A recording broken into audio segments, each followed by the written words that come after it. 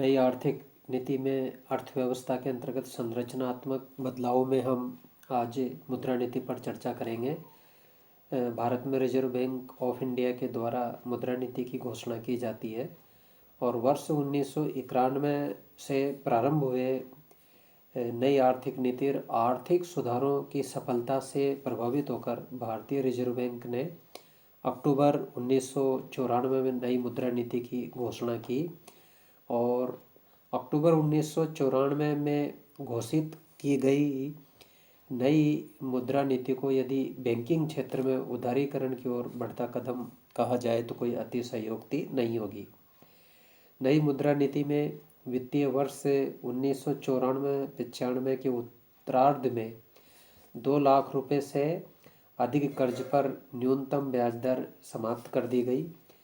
25,000 रुपये से लेकर 2 लाख रुपये तक के कर्ज पर ब्याज दर घटाकर 13.5% कर दी गई। बचत जमा ब्याज दर घटाकर 6.5% तथा अप्रवासी विदेशी NRI खातों में अधिकतर मियादी जमा दर घटाकर 8% कर दी गई। विदेशी मुद्रा अप्रवासी FCNR खातों के लिए नगद रिजर्व अनुपात 4.5% घोषित किया तथा सांविधिक तरलता अनुपात SLR में भी कटौती की गई। वर्ष 1994 के उत्तरार्ध के दौरान मुद्रा प्रसार को 16% तक सीमित करने के लिए व्यापक स्तर पर कदम उठाने का फैसला किया गया। सावधि जमा ऋण की ब्याज दर पर छूट सीमा 0.5% और अन्य सभी प्रकार के ऋण की ब्याज दर पर 1.5% तय की गई। 1 नवंबर 1994 से बचत खातों में जमा धन पर ब्याज दर 5% वार्षिक से 0.5% घटकर 4.5% हो गई, लेकिन सावधि जमा के तहत 46 दिन की जमा पर ब्याज दर 7% बनी रहेगी।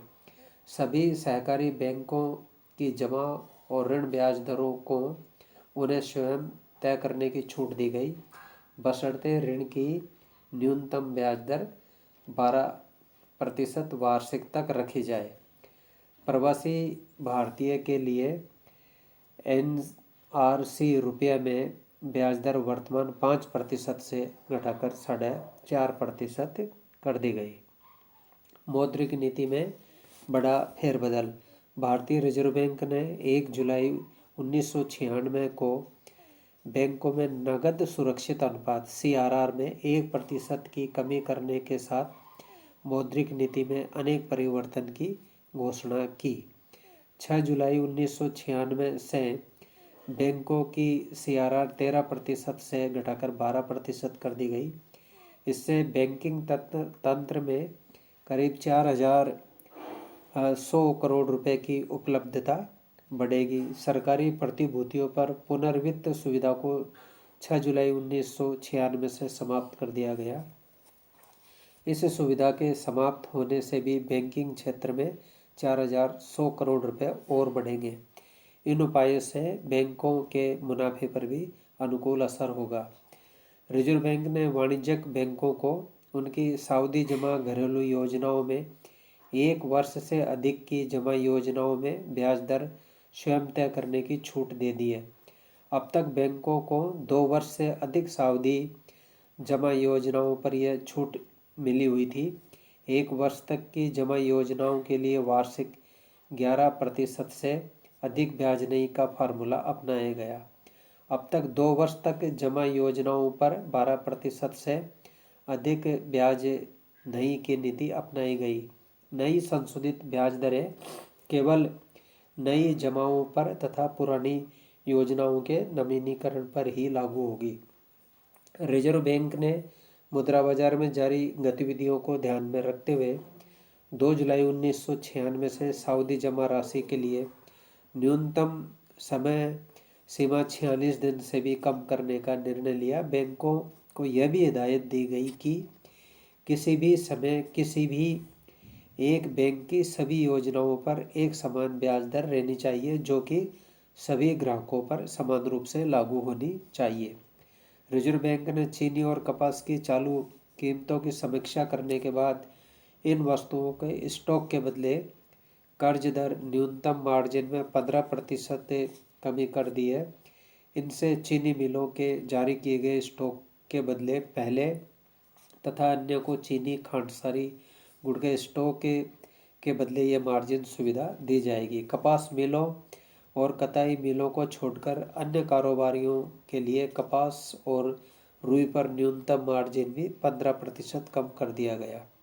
उधर कर्ज की अधिकतम सीमा मूल अवधि के वर्तमान 100% से बढ़ाकर 110% कर दी गई। कताई मिलों सहित अन्य मिलों को विशिष्ट ऋण नियंत्रण प्रावधान से अलग रखा गया। मौद्रिक और ऋण नीति 2002-03 में रिजर्व बैंक ऑफ इंडिया ने 29 अप्रैल 2002 को वित्त वर्ष 2002-03 के लिए नई मौद्रिक और ऋण नीति की घोषणा की। नई मौद्रिक और ऋण नीति की मुख्य बातें इस प्रकार है। सकल घरेलू उत्पाद में 2002-03 में 6 से 6.5% बढ़ोतरी का अनुमान। मुद्रास्फीति 4% से नीचे रहने का अनुमान। नगद आरक्षित अनुपात CRR में 15 जून 2002 को 0.5% कटौती की घोषणा की गई, किंतु CRR 1 जून 2002 से मौजूदा 5.5% के स्तर से घटाकर 5% कर दिया गया। CRR में आधा प्रतिशत की कटौती से वाणिज्यिक बैंकों के पास लगभग 6,000 करोड़ रुपए के अतिरिक्त संसाधन उपलब्ध होंगे। रिजर्व बैंक ने 2002-03 की मौद्रिक एवं ऋण नीति में बैंकों के लिए ब्याज दर बैंक दर को 6.5% पर बरकरार रखा, लेकिन अर्थव्यवस्था में सुधार की आवश्यकता पड़ने पर भविष्य में आधा प्रतिशत कटौती की गुंजाइश रखी है। बचत खातों में ब्याज की दरों में कोई बदलाव नहीं। सहकारी बैंकों के लिए कर्ज की ब्याज दर की न्यूनतम सीमा समाप्त। बैंकों को ब्याज दर की प्रधान ब्याज दर PLR के ऊपर की सीमा को और कम करने की हिदायत। विदेशी मुद्रा में निर्यात ऋण की सीमा दर में 0.25% की कमी। बैंकों को सभी नई जमाओं पर विविध प्रकार का ब्याज दर ढांचा अपनाने और इसे 6 माह में दिसंबर 2002 तक पुनर्निर्धारण करने के लिए कहा। इस प्रकार रिजर्व बैंक ऑफ इंडिया अर्थव्यवस्था को और विशेषकर अर्थव्यवस्था के अंतर्गत मुद्रास्फीति और मौद्रिक तरलता को दृष्टिगत रखते हुए समय समय पर मौद्रिक नीति में बदलाव करता है और प्रत्येक वित्त वर्ष की हर तिमाही में मौद्रिक नीति की समीक्षा की जाती है और मौद्रिक नीति में जो प्रमुख बातें सम्मिलित की जाती है उसमें बैंक दर, सकल घरेलू उत्पाद, मुद्रास्फीति, repo rate, reverse repo rate, CRR, SLR आदि घटकों में अर्थव्यवस्था की तत्कालीन और वर्तमान स्थिति को ध्यान में रखते हुए समय समय पर इनमें बदलाव के कदम उठाए जाते हैं और मौद्रिक नीति के जो ये विभिन्न घटक है, इन घटकों में अर्थव्यवस्था की जो उस समय की जो स्थिति है, जैसे मुद्रास्फीति अधिक है तो एक तरह से CRR में परिवर्तन करके अर्थव्यवस्था में औद्योगिकरण को बढ़ावा देने के लिए तो रेपो रेट और रिवर्स रेपो रेट आदि में अर्थव्यवस्था की आवश्यकता को ध्यान में रखते हुए रिजर्व बैंक के द्वारा मौद्रिक नीति में वर्ष दर वर्ष परिवर्तन किया जाता है।